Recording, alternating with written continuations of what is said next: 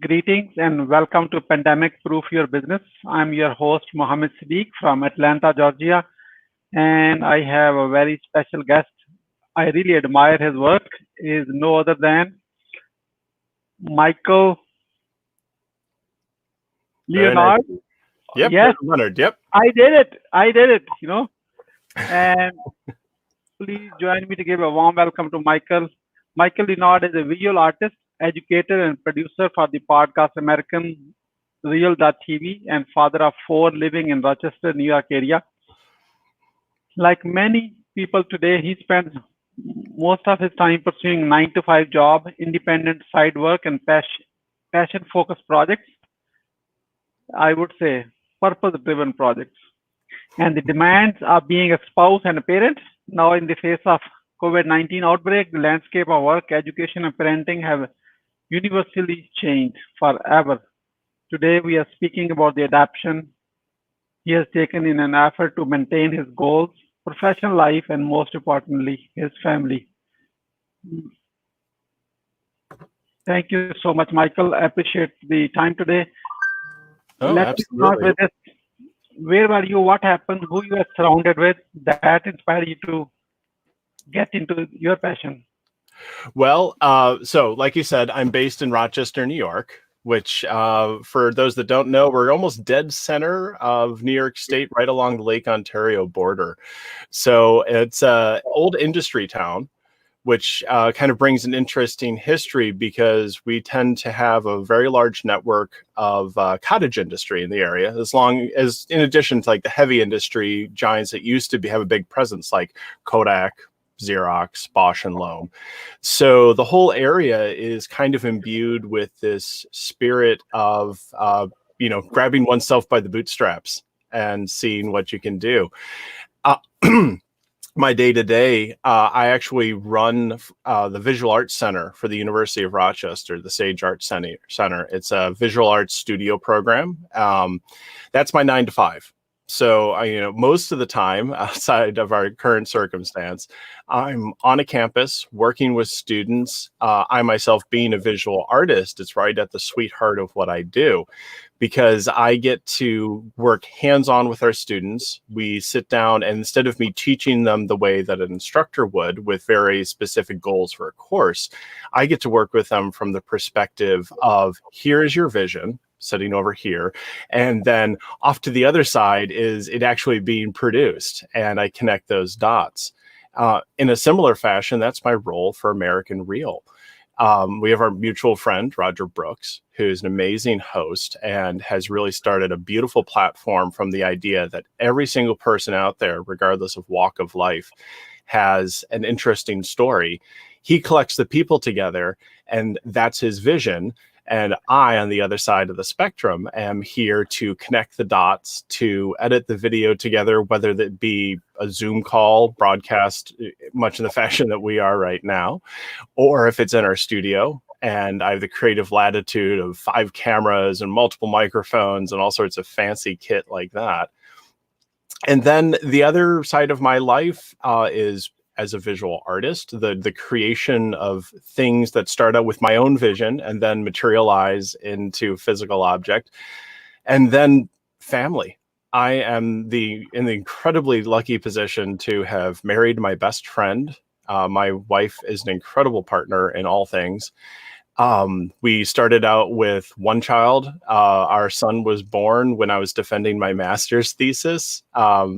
And that's a long process. So he was actually born when I started it, and was toddling around at 1 year old about when I actually presented my thesis. And then one day we decided we really want to have more kids. We don't want them to be alone in this world. And we discovered exactly how deep a sense of humor the universe has, because out came 3 little girls. And so I went from Three? yes, Triple? they're triplets. Yes. And so we went from a family of 3 to a family of 6 in quite literal moments. And as you know, if anybody listening has or knows of multiples out there, these kids classically have significant challenges to their lives, just because the human womb is designed for one. and it's not always room for three. We had the incredible fortune of, yes, the girls were premature. Yes, they were small for what we consider a healthy newborn baby, but you'd never know it now.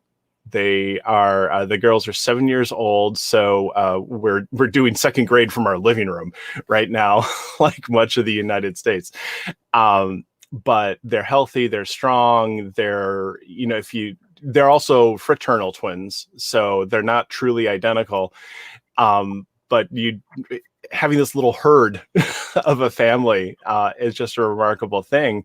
But like you mentioned in the intro, now all that's getting balanced in one place. And to say that it's interesting, I think, is probably an understatement, as a lot of people are finding out right now.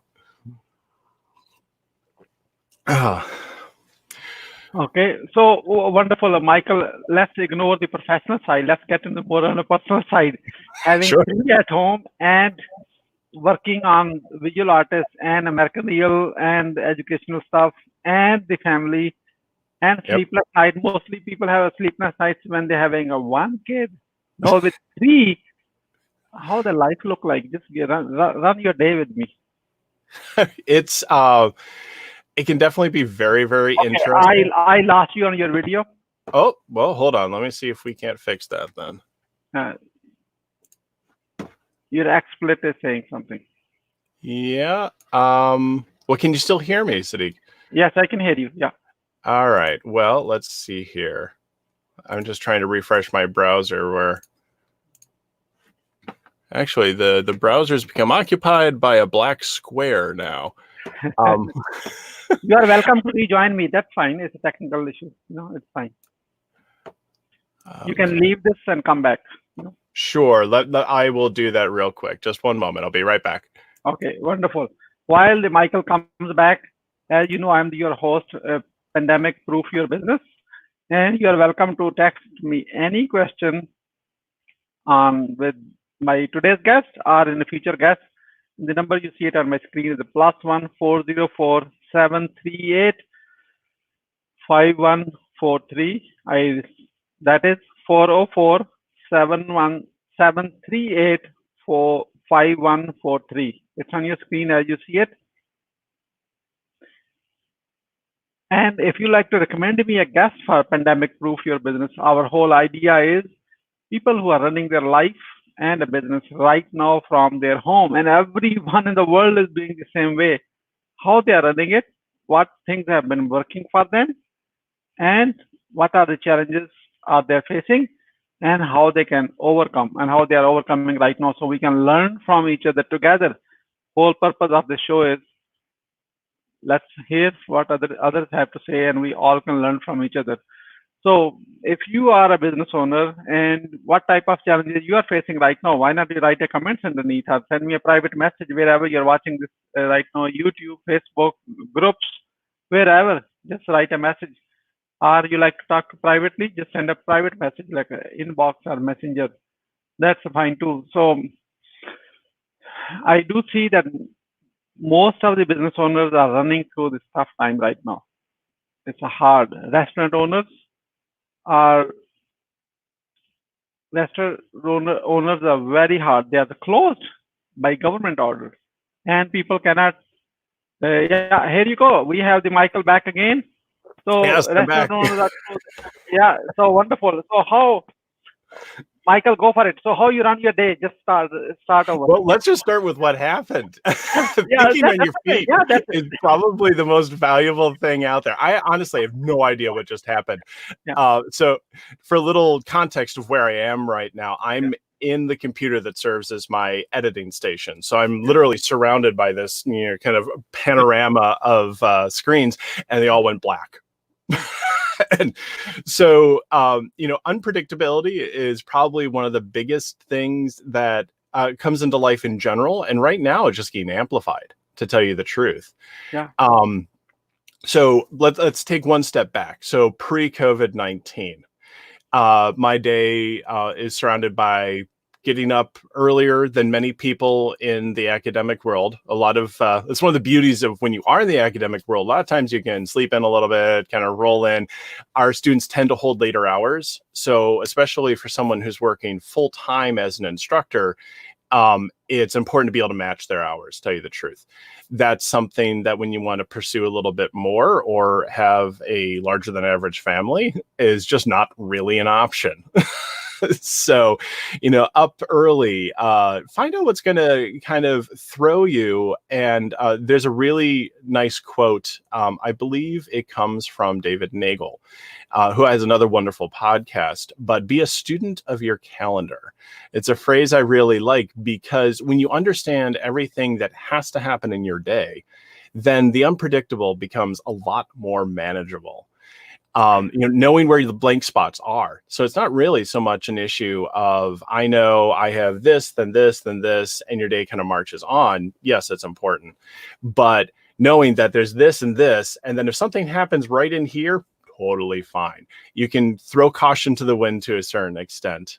I'll give you this morning as an example, other than our little blackout here. My girls are not at the age where they want to sleep in. My son has recently discovered the art of sleeping in and it's so nice. But my girls, not so much. And so they heard me up in the shower this morning. Two of them got up, came downstairs. They are now 2 rooms over with their iPads from school, tucking into their morning lessons. I'm sure something's going to come up. They are 7. They are trying their very best to give me this 30 minutes of sequestered time, because a big part of that, even when the kids are small, being very forward in your communication. They got up, they came down, they said, "Morning, Daddy." Of course, I absolutely love that. And I said, "Now remember, I've got a call with Mr. Sadiq today, and I need to have some quiet." "Oh, okay." There's 7. It's one thing. I guess it's a double-edged sword to a certain extent when it comes to family. When you talk forward to your kids, talk to them as adults, in addition to keeping in mind that they're still kids, so their reactions are going to be very, very different. You have the leverage of their ability that we discount. It's very, very easy to go, "Oh, they're just 7. There's no way they're going to get this." Well, guess what? They're 7. Yeah, they're going to get it. They can figure out a huge amount. Yeah. And that gives you a lot of latitude, especially in this new environment. So, now my home environment, which is literally like, I've never actually measured it. I'd be willing to bet you it's under 10 feet by 6 feet, the area that I use as my office within my home. But in that, let's call it 60 square feet, is my university office, which is not just for a studio program, but also for the advising of students. I work as an academic advisor outside my program as well. It is my American Real production studio. It is where Daddy happens to be every time we need him. And it's an extension of my home in general. So folding that all together, in the situation of needing all of us to sequester in our homes, to limit our movements, is an interesting challenge. But if you've put yourself and your mindset forward enough to understanding what has to happen at certain times, and maybe either limited in movement or rock solid, this morning, we set a time. We're sitting down and having an interview. That's rock solid. I'm sure if something horrible happened, you're a very adaptable person. So I'm sure you would, just like we did when I blacked out. Yeah. But, giving those things the respect and their concrete nature as you can, then the things that just aren't going to want to fit into a shell can fit in amongst things, because it allows you that degree of flexibility. Mm-hmm. So, it's a 2-form thing, and having that mindset in my life in terms of how I was going to get all these things fit together that made up professional life, made it easier when we were under new circumstances to have to run, in my case, 4 classrooms out of the living room. Yes, my son being in 5th grade is notably more independent than my daughters, but still, there's a considerable amount that just has to happen. So all four of the kids and I study karate. The dojo's closed. So, we try our best. I mean, we're all relatively junior in our ranks. I actually started with the children. They were having a fun time. I'm sitting on the side going, well, heck, but we're trying to fit that into our lives because it's very easy just to become a lump. When you have to be at home is this comfort space. So you want to sit on the couch and have nachos and watch a movie and roughhouse with the kids and, all the things that, it feels like time doesn't permit, even though it's just a matter of us carving that time out kind of thing. So we've maintained that physical aspect of our lives that used to be programmatic in terms of we'd go to the dojo, practice, our form and then come home. And then, there's music lessons. All four of my kids play piano. We have an absolutely remarkable school in Rochester. We have, several, but the Hochstein School of Music is an internationally known music education school. All four of my kids are fortunate enough to be able to attend. And then on top of that, my son's in band. And so now we have piano lessons over Skype. I think it's Skype. Maybe it's Zoom we're using for that one. We're using Zoom for sure for the digital classrooms for all of them. Michael has a morning meeting with his fifth grade classroom. He has a meeting once a week with his band instructor. So we have clarinet happening in the living room. And all of that, I'm not going to lie, like I'm making this sound easier than it is.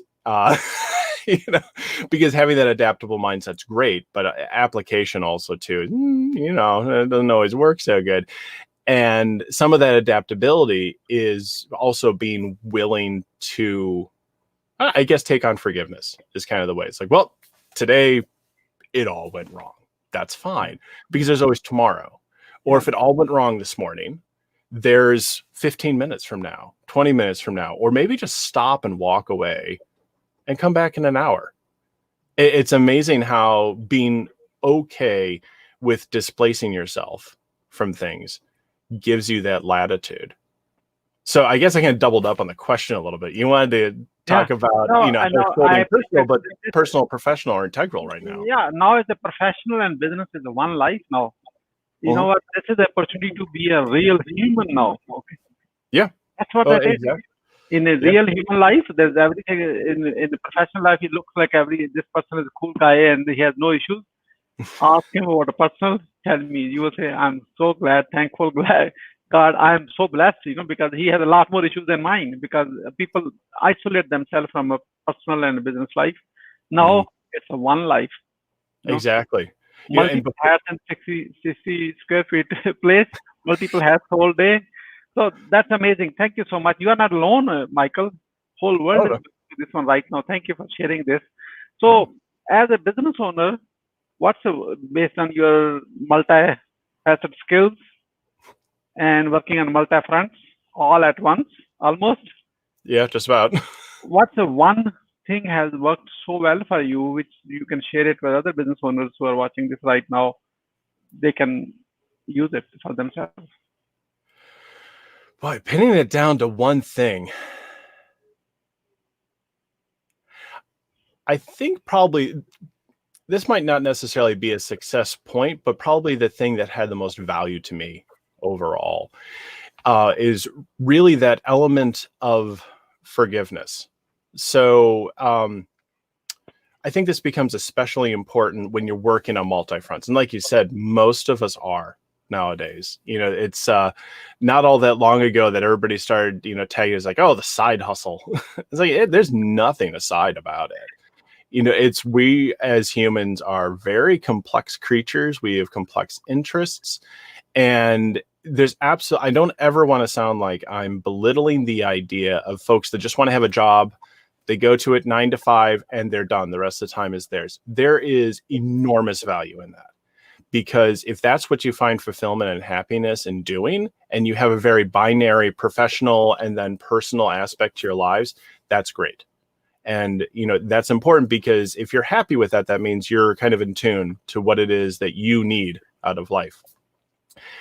And what I'm about to put out there, I think is probably true for those folks as much as it is for those of us that carry much more multifaceted lives, especially from a professional standpoint. But It's that forgiveness.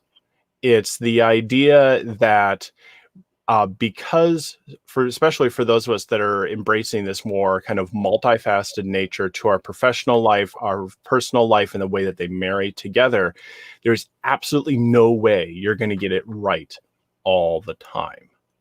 I would argue, actually, if you think you're getting it right all the time, you're probably more deluded than you are successful. And in that forgiveness, so the first part of that forgiveness is being willing to say, okay, today went wrong, or that went wrong. Whatever is not up to your usual standard of this is how I like to perform, be okay with it. There's a great quote I absolutely love. I used to have this actually etched on a little board and at my computer from Thomas Edison when he was asked about inventing the light bulb. He said, and I'm probably screwing up the quote here, he didn't discover how to make the incandescent light bulb. He discovered 10,000 ways not to make it. So the point here being that effort is how we should be looking at those failure points. And that's where that forgiveness comes in. It went wrong today. I've learned from that arc of effort. Now I'm over here. I'm that much closer to it being exactly the way it is idealized in my mind. And from that, that's where we're able to hold on to that happiness in our work. Because, I'm not fabulously wealthy, especially when my primary time was spent entirely becoming an academic. Because I finished my master's work, I defended my thesis. I've got all sorts of fancy pieces of paper that go in very expensive frames.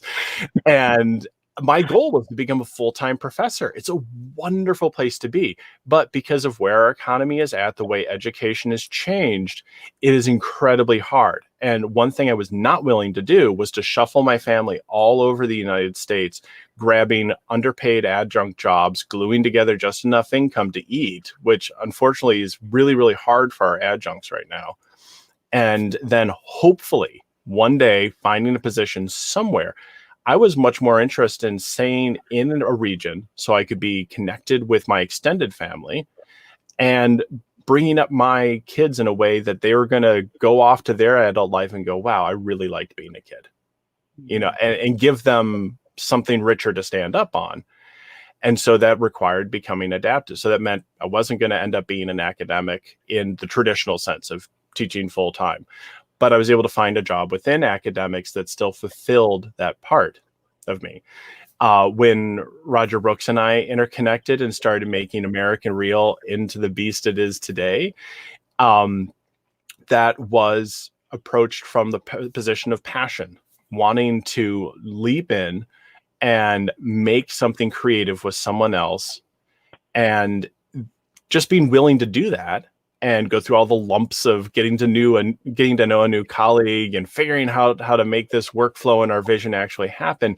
That energized me to then still have time and effort for my personal artwork, which being largely a photographer, but my photography ends up almost being sculptural. Making three-dimensional objects, it's very time consuming. And so then I still have to have energy left over for my kids. And so again, it's one of those double-edged swords. You get divested. You're spreading yourself across the spectrum of what you want to achieve and who you are. But if you can use that forgiveness for when you get it wrong and keep focused on the joy, all the aspects of what you are or who you are, that gives you the energy to pursue everything else. You can't let, a bad day at work or a less than ideal set of video for production or whatever the case may be bog down everything else. But at the same time, you have to be okay with the fact that you're going to screw that up. I absolutely have those days where like, oh, this is terrible. And then I'm in a grumpy mood all day because I'm human. Yeah, being human, accept yourself as is. So, Michael, what's the one mistake people are doing that you think so they can overcome it very quickly these days, especially in this new life, I would say. It's almost a new life, way of living. We're all learning together. I would have to say probably the biggest thing is not studying their calendar. So I've gotten into the habit over the past couple of years of thinking about my time in kind of two categories, and absolutely everything falls into these two categories. There are the things that I'm remunerated for, the stuff that I get paid cashy money for, and then the things that I'm not remunerated for, and giving those things equal respect.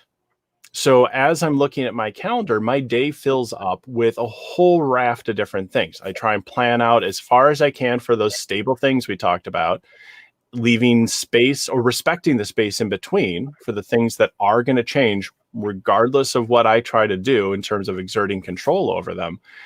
And that scheduling of what I can, where I can, and then having respect for everything falling into the stuff I'm paid, stuff I'm not paid for kind of relationship, smooths out the bumps. And now I'm able to go, okay, I've got this block of time. This thing is happening for sure. And you know what? I might not reach the end of that task, but I've attended to it. I have made progress in some form. And then when I know for certain that I've got to move on to something else, I'm available for it. And then that sets up my next day. So there are always things that may start out on one day and then kind of creep their way forward into the next one. Because maybe that 2 hours I put down for just wasn't sufficient, but I was digging at it, making progress at it, and then I gave it a constraint. And that's where that respect in the calendar really starts coming in, because there are times you just have to stop. There's this horrible mentality we have, especially in North America, where we're gonna work harder. And yes, we should all be working harder, but it can make you blind to what has to happen later on. And sometimes you just got to stop because something else needs to be attended to. So I guess it's almost a dual answer I gave you again here, but scheduling what you can when you can, and then having respect for the fact that there aren't lesser and greater things that are taking your effort. There's the stuff you're maybe earning money for. That's always great because that's how you put bread on the table. But there's the other things that are non-remunerative, and they're not lesser in value. They're just other than. And so giving them equal weight, like it's almost like I'm saying I got to schedule my kids in. But to a certain extent, I do. And my kids carry as much weight in my calendar, and my wife carries as much weight in my calendar as a consultation client who's paying me by the hour to sit down with them and, me advise them on how they can be building, greater towards their goals.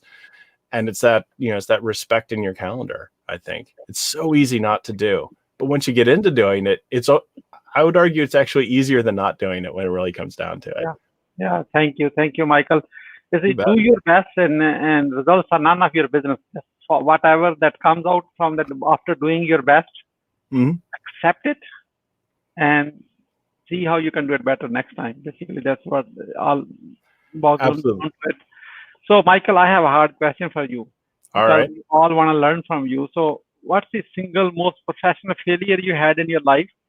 What did you learn from it, and how did you recover from that? Oh gosh. Well, to tell you the truth, I know dead on. It was the biggest failing was that leap that I was trying to make between being a recent, educated graduate student and shoving my way into academia to become a full professor. I absolutely love teaching. Absolutely love it. I especially love classroom teaching. What I got myself locked into was the mindset of how academic teaching had to be. And because of the way the market is set up right now, it just was not something that was going to necessarily happen the way I envisioned it to. And I really beat myself up over it. I was trying so hard. I was working a lot of hours for very, very little pay. And I let that kind of take over my mindset. The way I got past it was largely with the encouragement of my spouse. My wife is absolutely my rock. And being able to use her strength to embolden the choice to step away from it, take on the value of what I learned while working on that goal, and then look at other things around me and go, you know what? I can teach in other ways. I don't have to teach under the banner of a university. I don't have to teach within the confines of four walls and a door in a classroom. I can teach in other manners. Doing American Real with Roger Brooks is a wonderful place where I get to teach. And, now I'm getting to share that knowledge with others and help folks develop their dream towards their own podcasts, their own way that they present personally and professionally. And so it's grabbing those bootstraps, but realizing that your vision may fit in a slightly different manner. That is amazing. Thank you so much. In fact, let me show your work to the world here, man. Come on. People need to see this. Okay, let's see. This is American Real, and I'm going to cancel this for a second. Yeah. I love your work. Okay. Oh, thank you very much. So much. Yeah, your work inspired me to actually outreach to you, Roger. You are in best hands with. Here's Roger Brooks, our new friend, and all this. If you don't like this, the end, watch at least 3 episodes are here. And if you don't like the work, blame Michael, okay? But yeah, explore it. One of the most wonderful things about American Real is before you blame Michael, you have to watch 3 of them. That's the homework, okay? Don't watch one and just make up a judgment. Watch 3 and then blame. In fact, I would say you will love it, love his work, because that's how I end up, and Michael, you and I end up in connecting. I say, I need to see the person who is behind doing this. It's not the person who is interviewing. I already know that part. Post-production work is everything, Yes. And again, being willing to be adaptive, because sometimes you can't get great footage. Sometimes we're in studio and the footage is beautiful. But, our mainstay is that everyone has a story. Everyone has some level of interest. We have had episodes where I was tearing up the whole time I was editing it and putting it together. And other times I've had episodes where I just personally didn't connect with what, the person was discussing. But you know what? If I don't, someone else does. And that's the real value. That's why it's so important. I want to let my viewers know I was recently a guest on American Real, and probably that's in the queue for Michael to edit. It is in the queue. I would be your worst customer, I can tell you for sure. Okay. Okay, thank you. So, Michael, that leads to my favorite question, and here you go. You are on Pandemic Proof Your Business show. What would you say to your best friends about the Pandemic Proof Your Business show when I'm not there? Boy, okay. So the best advice I would give my friends about pandemic proofing. Let me repeat the question. What would you say to your best friends about Pandemic Proof Your Business show when I'm not there?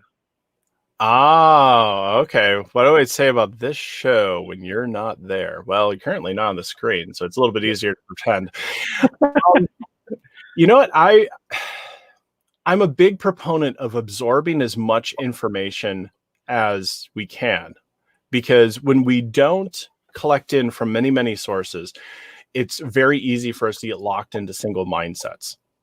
It's a big reason why I tend to read my news instead of watch my news in terms of like global broadcast media, things like that, because it gives me an opportunity to kind of absorb more and then draw conclusions. So I would say, regardless of whether or not you feel you need to pandemic proof your business, regardless of whether you feel you need to watch one more podcast, because there's so many out there, you need to check this out.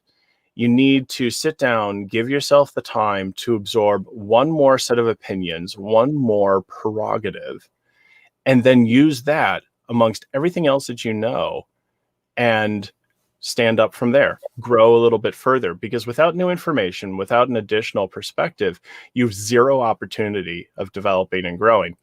With one more source, with one more set of prerogatives, you're all the richer. So you absolutely should check out Pandemic Proof Your Business. Thank you, Michael, for your kind words.